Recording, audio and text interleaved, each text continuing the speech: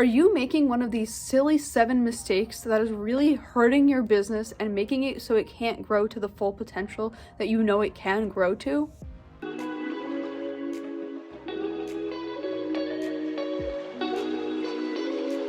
Hey everyone, and welcome back to my channel, or if you're new here, hi, my name is Nicole. I am a part-time reseller on Poshmark. Today we are going to talk about 7 things that you are doing wrong as a reseller and why you should stop doing them, because these things are really crucial and it's going to make you stand out as a reseller if you stop doing these things. If you are interested in subscribing for more reselling content, please hit the red subscribe button below and let's get right into the video. So the first mistake that you are making is not valuing your time.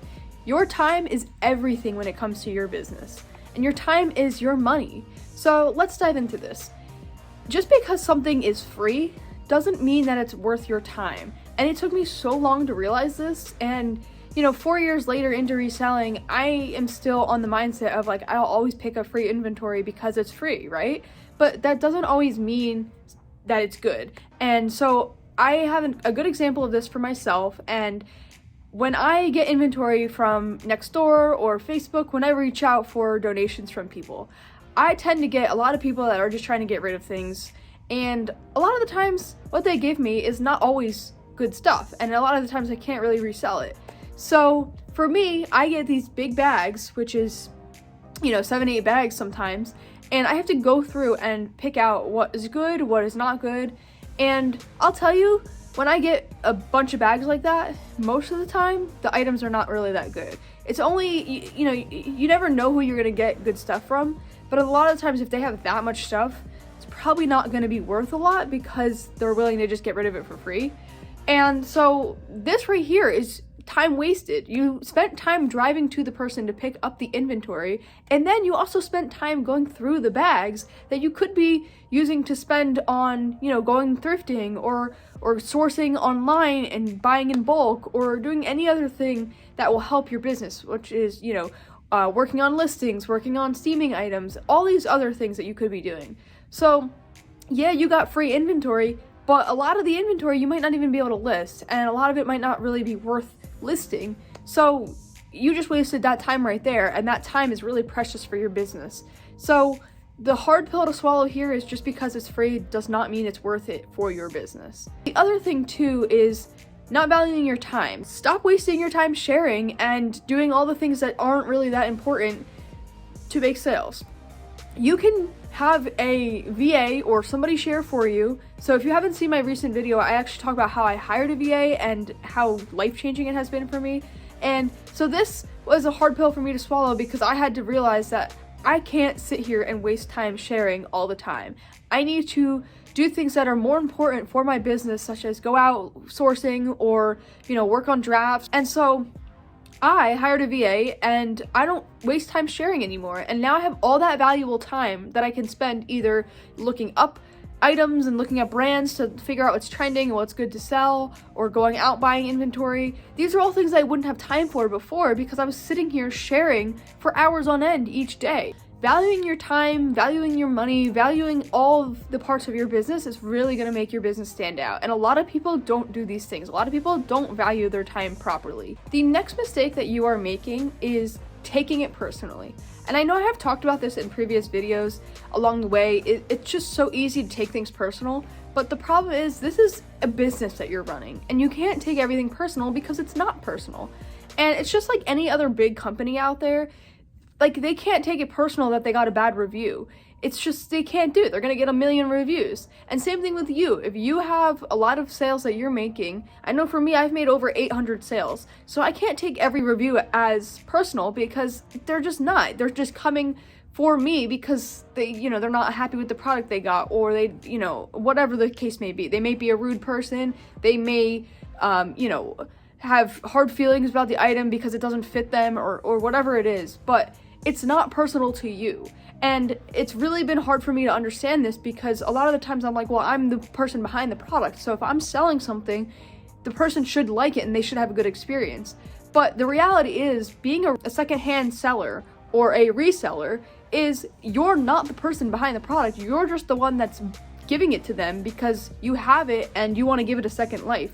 You're not the person that made the product. You're not the person that designed the product. And also, you're not the company that originally sold the product. So really, if someone comes at you and says, oh, this item doesn't fit the way that it should fit, it's not my size or it's not the correct size, that's not your fault. And you can't take that personally. A lot of the times it's really easy to go and fight back with like a negative review or a case or anything like that, or even a rude comment. But it's just not worth it. And I've learned this the hard way too many times. And in the last year, things have, took a turn. I've gotten a few cases opened on me, which I had never gotten before, and I took them so personally. And I didn't understand. I'm like, well, why would they open a case on me? What did I do? I've had all these positive experiences so far. I have a near 5-star rating, so why would I, have these cases opened against me? And I just realized that you can't please everyone. You can't make everybody happy, and this is going to happen. And you just gotta kind of accept it and move on. And so handling it in a mature way and just not fighting back is the best thing you can do. And it's also more professional for your business, because then if you fight back, you're only gonna make yourself look worse. And so you can handle it in a mature way and just kind of move on and forget about it. And this is so difficult to do, but I promise you it's the most important thing you're gonna do. The third mistake that you are making is having poor descriptions in your listings. So I know I actually talked about this in a recent video as well, and I'll link that up here in case you haven't seen it. But having good descriptions really improves your listings and makes them stand out to other people. And SEO is a really important thing that is kind of just not talked about as much as it should be, and it's very underrated. But a lot of the times people that are making purchases on Poshmark, they're not just coming across a random listing that has no description, like randomly. They're coming across listings that have good details, that have good keywords, that have good searchability. And so you want to make sure your listings are that way too, because if you're not descriptive, you're going to end up with those bad reviews. And you're going to end up with people that are not really sure if they should buy your products or not. But if you have a really good description that makes it really easy for the buyer to have a good experience, they're going to want to buy from you, and then they might come back if they have a good experience. So if you put the measurements, it's going to leave no room for the person to not know what the sizing of the item is, and it's going to leave no room for them to come at you with a negative review or a case, because you're being honest. You're saying this is how the item is. And so describing the item, describing the texture, describing the fit, describing if there's flaws, describing the size and measurements and everything about it, describing the colors, or trying to describe the textures if there's a different texture, or just describing if it's sheer or not. These are all things that are really important for the person who's buying the product. So make sure that you are describing your item using keywords, and make sure you use keywords in the title, make sure you use them in the descriptions. Take up all that room and really describe the item well. This will really help you. And if you're not already doing this, go back through your listings and add those keywords. Add good descriptions and it will pay off. The next mistake that you are making is being inconsistent. This one hits hard, again, because I've spent so many times each day trying to share, trying to follow, trying to engage as best as I can. But there are days where I can't. And let's face it, we all are busy. We all have lives outside of our business. And especially for those that are part-time resellers like me, where we don't have that time to dedicate each day to just working on the business. Some days we have more time than others. Some days we have no time at all. And so being consistent is really difficult. But again, using a Poshmark VA, it will really help you, because you don't have to worry about doing those things when you're busy. You can schedule it to share for you. You can schedule it to send offers out. You can schedule it to follow. You can schedule it to relist and delist.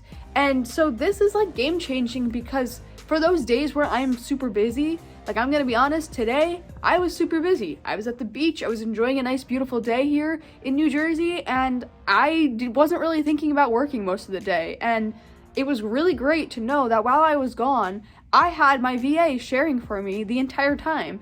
And so for me, I was still able to generate a sale because I wasn't even doing anything, but my closet was still being shared because of my VA. And so even if you can't commit to being on, you know, sharing every day and doing all these things, at least have a backup system, because especially on Poshmark, and I think a lot of other platforms work the same way, if you're not consistent, if you're not doing a lot in a day, it really hurts you. And I know it's a challenge to do this, because, you know, some days we're like, oh, let's make up for, you know, yesterday we weren't really active, let's be really active today. That doesn't really work, and it doesn't have the same effect. People want to see daily commitments, and if you're running a business, you need to commit to that. You need to commit to doing things daily and getting in the groove. So if you're super busy one day, schedule the VA to share for you, at least you're doing something. And then the next day you can come with, you know, your drafts and you can be ready to list. But you need to be doing something every day on the app. You can't not open the app for an entire day. It will really hurt you. And this also goes for like responding to comments, or, you know, responding to people who have questions for you, because if you're not answering their questions, it's going to look like your listings are stale. And then people are going to be like, well, if they're not answering comments, then why would I buy from them? Because they might have a really slow ship time. So it's really important to be consistent. And I actually talk about this in my algorithm video. If you're not working daily and you're not doing these things daily, then you're kind of going to be put at the bottom and you're not going to, you know, make a lot of sales. So if you haven't seen the algorithm video, I'll link that up here, and I think it's really good to check it out and really understand what you can do to help out, and being consistent will really help you out. The next mistake you are making is being afraid to expand your business.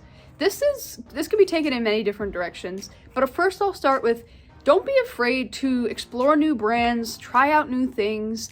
Don't be like so stuck on the brands that you are so used to selling. For me, I kind of, every time I go to the thrift store, I always look for the same brands, because those are what I'm comfortable with. Those are what I know is going to sell.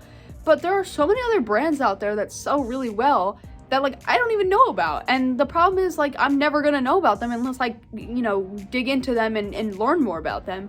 And I know that there's a lot of brands out there that are probably selling really, really well compared to like some of the brands that I have that I'm so used to picking up. So it almost would hurt, or it would almost help me to pick up these brands and learn and see like, wow, I could make a lot more money. I could have a higher, you know, return if I can just pick up these new items. So that's like the first part of this, is just don't be afraid to like try a new brand, but also don't be afraid to expand to different platforms, try out new things. For me, I want to try out other platforms, and I actually started trying out Mercari a couple months back, but then I just kind of lost it and I got really busy. But I really want to get on it, and I really want to expand my business to different platforms, because different things sell well on different platforms. And so like I'm going to increase my chances of making a sale if I'm on multiple platforms. So don't be afraid to do this. It may be intimidating at first, but there are tools out there. There are plenty of resources online. There are plenty of tools that can help you if you want to cross list.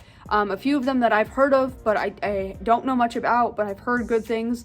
Vendoo and List Perfectly. People love those platforms for cross-listing. And so it can't hurt to try out new things and maybe try out a new platform. And maybe you could have something selling for you on Poshmark, something selling for you on Mercari, something selling for you on Depop. You can have all the different platforms going, and it won't be that much more to manage. Don't be afraid to just expand and have more inventory. So I had always had like a very small amount of inventory because I can only handle a small amount of inventory. But recently I've been ordering a lot of mystery boxes, and I have a lot of inventory now, actually more than I can handle. I don't have enough room in my closet, which is crazy because my closet is huge. And so for me, I wanted to expand because I wanted to start listing more items each day, and the only way to do that is to expand and buy a lot more. So I bought a lot in bulk, and I have so much inventory now, and I have a lot more items available. I went from having like less than 100 items available to over 200 items available, and I think that really makes a big difference because there's a lot more to choose from. So I think expanding and having more inventory will really help you. And it can be overwhelming to manage it all. Like you want to have a good inventory system. You want to make sure that you're staying organized and writing down like how much you're paying for each item, or where you're getting each item, or where each item is located if you have like bins and stuff. But I think it will really help to expand and have more inventory for people to buy from.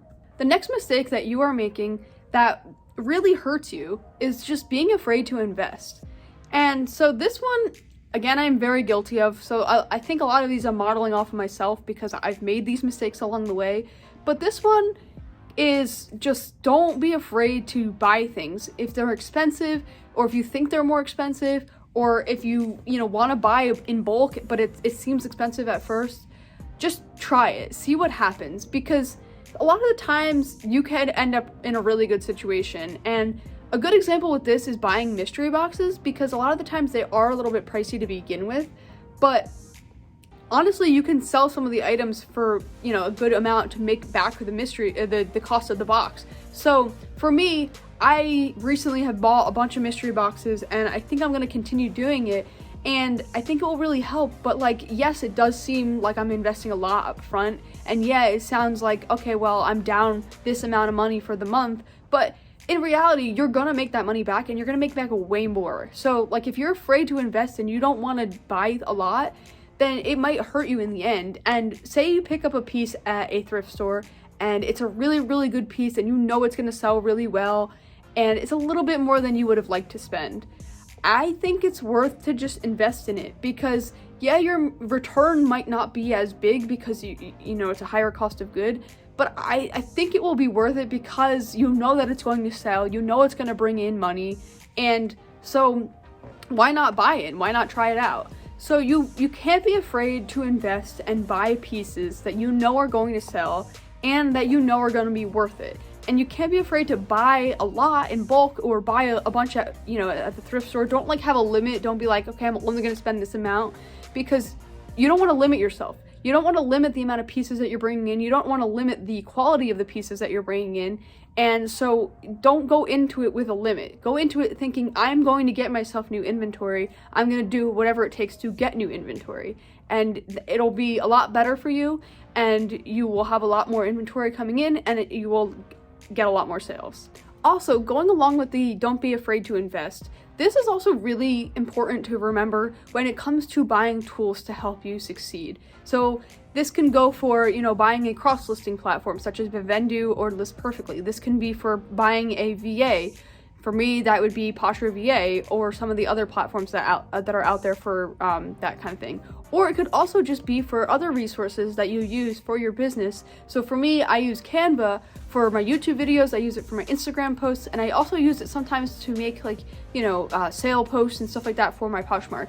So I'm investing in all these things, and I think it's helping me. And at first I was a little afraid because I was like, well, I'm not making enough money to justify it. But the payoff that I'm getting for using these resources is totally worth it. And I wish I could tell myself a couple months ago to just do these things, because they're so helpful. I think that is also just something to remember, is don't forget the things like that, the resources, the tools. These things are going to help you too, and they're going to help you succeed. And so don't be afraid to invest in them. All right, the final mistake that you are making, and this might be the most important one, is stop comparing yourself to others. You don't know what others' goals are. You don't know what their journeys have been. You don't know what's motivating them. You don't know their story. And so if you are going to sit there and compare yourself to somebody else who is maybe making more sales, or maybe bringing in more money, or maybe has more inventory, it's toxic. It's not going to help you succeed. And it's one of those things where it's like, yeah, it's good to be motivated and have help and have people that are prepping you to do better and telling you should do this, you should, help out. But it's not going to be beneficial to say, well, this person's making more money than me, I'm not good at this, because that's not the case. And I have been guilty of this, because a lot of the times I'll be going through my Instagram and I'll be seeing people, in the reselling community, and I'll see like, oh, I just made $3,000 today, or like, oh, I made this many sales last year, or like, oh, I have, this huge death pile of things that are, I'm waiting to list. And I always would get really down about myself, because I'd be like, well, I didn't even make any dollars today. What's wrong with me? Or I didn't make nearly that much last year, or I don't have a death pile, and so what's wrong with me? Why don't I have these things? And then it just starts to make you feel worse about yourself, and then you start to undervalue yourself. You are really valuable, and you don't realize it, because it's so easy to compare yourself to people around you that have these big numbers. And you can't always believe what you see on these other platforms, because you don't really know. You don't know the story behind it. You know, somebody could have taken a photoshopped image and said, I made all these sales, and then maybe they didn't actually make those sales. Or like if people have a photo of like a bunch of boxes and said like, oh, these are all the sales for today, they could be empty boxes. You can't believe everything you see. And so for me, this took me a long time to realize that comparing myself to other resellers is never going to help me. It's only going to hurt me, because it's going to make me feel worse about myself. It's going to make me feel less motivated. And so I just take it with a grain of salt. Every time I see a post of someone, you know, talking about how many sales they made or how much money they made or whatever the case may be, I just say, well, that's awesome for them. I'm so glad they hit their goal, but I'm going to keep focusing on my goal, because that at the end of the day is what matters. This is my business, not theirs. So it doesn't matter what they're doing. Literally, you don't care about what they're doing. You just care if you're succeeding and if you're doing what you want to grow your business and to make it what you want. And it's not going to get there by comparing yourself to other people. So this one's really hard to understand, but it's so important to understand. So these are my 7 mistakes that you are making in your business right now, in your reselling business, that you should stop doing and start correcting. These will make a big difference for you, and you will see an improvement. You will see a better attitude about things. You will do a lot better. You will make a lot more sales, and things will look up for you.